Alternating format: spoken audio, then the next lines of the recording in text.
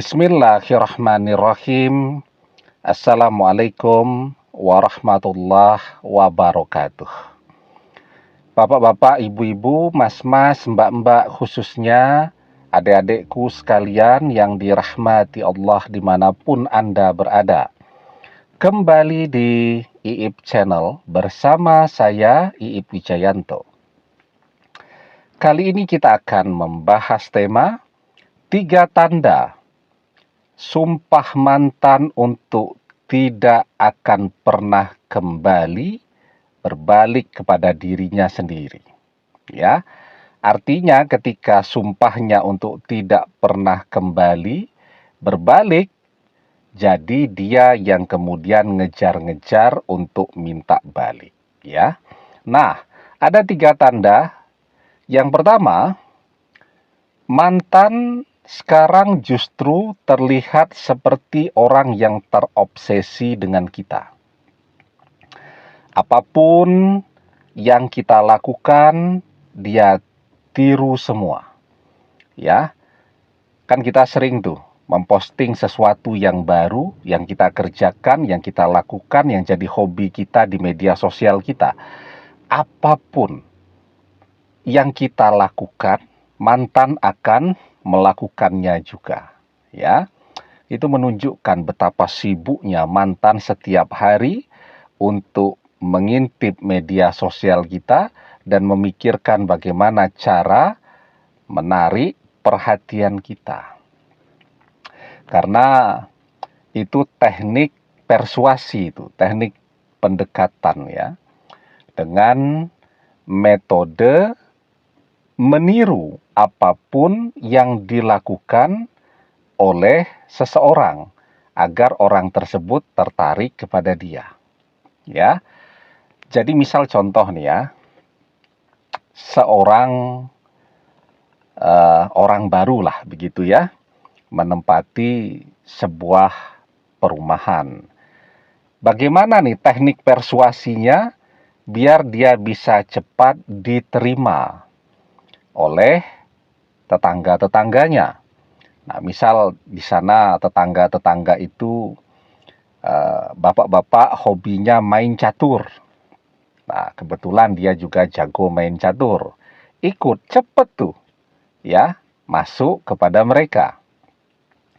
Atau misal bapak-bapak di sana hobinya ngobrol tentang sepak bola. Dia sebenarnya tidak suka sepak bola, maka dia belajar. Dia belajar agar bisa ikut ngobrol. Maka ketika orang melihat, wah dia punya wawasan dan pengetahuan juga nih tentang sepak bola, maka cepat dia akan masuk dan diterima oleh masyarakat di perumahan itu, atau cepat diterima oleh tetangga-tetangganya. Itu teknik persuasi, teknik pendekatan.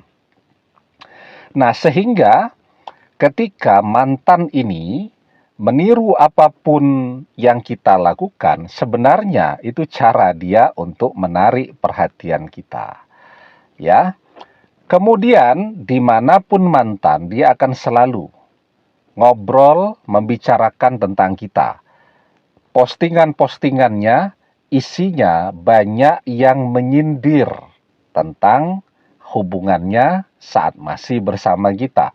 Jadi hidup mantan itu, dunianya mantan itu selalu setiap hari temanya tentang kita. Kenapa demikian? Ya karena ternyata dia masih mencintai.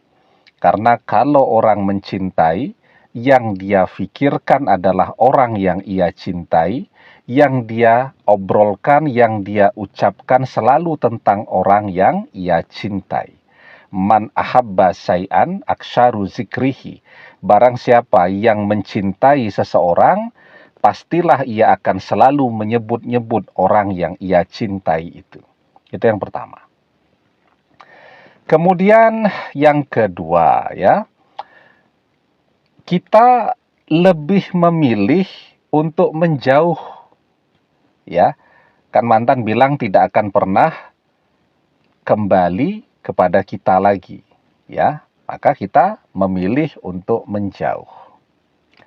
Nah, padahal kan seharusnya kan kita yang ngejar-ngejar mantan tuh. tetapi ternyata itu mengagetkan bagi mantan.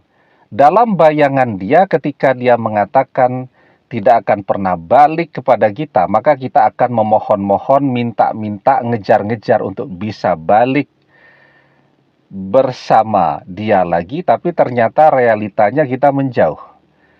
Jadi yang kita rasakan keinginan untuk ngejar-ngejar dia itu jadi sirna. Jadi males banget. Ya mau ngintip media sosialnya yo malas ya. Mau tanya-tanya kabar dia kepada teman-teman sahabatnya juga malas ya. Jadi kita memilih untuk menjauh dan menjaga jarak dari mantan. Nah itu tanda tuh bahwa sumpah mantan untuk tidak kembali akan berbalik ya. Karena dengan menjauhnya kita justru itu akan membuat mantan jadi penasaran. Kita menjauh, dia yang akan mendekat. Dan yang ketiga, kita merasa bahwa kita sama sekali tidak pernah menzolimi mantan, tidak pernah mengkhianati mantan, selalu memberikan yang terbaik untuk dia. Ya, artinya apa? Ketika mantan, misal ya, menyumpahi kita, mengutuk kita, mendoakan kita yang buruk-buruk, dan seterusnya, dan seterusnya. Itu justru akan berbalik kepada diri mantan sendiri. Ya, dia menyumpahi atau bersumpah tidak akan pernah balik kepada kita, maka itu akan berbalik dan dia yang akan ngejar-ngejar kita. Dia mengutuk ya, bahwa kita akan jadi seseorang yang terobsesi kepada dia. Kita akan ngejar-ngejar untuk bisa balik memohon-mohon kepada dia. Itu kutukan dia. Padahal kan kita tidak pernah menzolimi dia. Ya maka kutukan itu akan berbalik. Justru mantan yang akan jungkir balik, ngejar-ngejar untuk kembali kepada kita lagi. Jadi ya, mengutuk seseorang itu secara umum tidak diperbolehkan, ya, kecuali bagi orang yang terzolimi. Lah ini mantan, sudahlah dia yang menzolimi kita, dia cuman memanfaatkan kita, dia mengkhianati kita, dia pula yang mengutuk kita, yang mendoakan yang buruk untuk kita, maka akan balik tuh. Semua yang mantan katakan akan justru terjadi pada diri dia sendiri. Ya, karena itu yang boleh berdoa yang buruk hanya orang-orang yang terzolimi.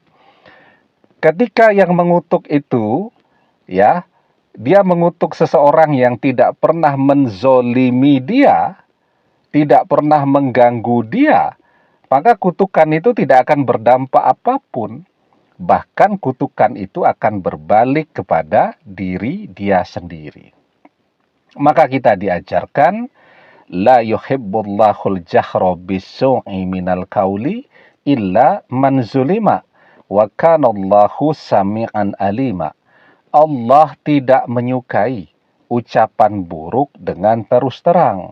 Illa man zulima, kecuali bagi orang-orang yang terzolimi.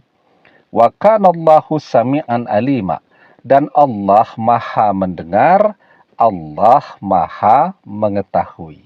Ya, nah jadi ya, kalau ada 3 tanda-tanda ini, maka apapun ya yang mantan katakan tentang kita, bahwa kita terobsesi dengan dia, maka mantan yang akan jadi terobsesi dengan kita.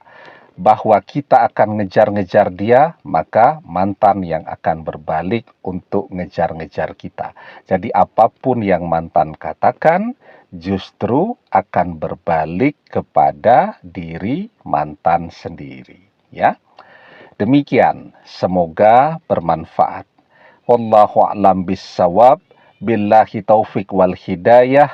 Assalamualaikum warahmatullahi wabarakatuh.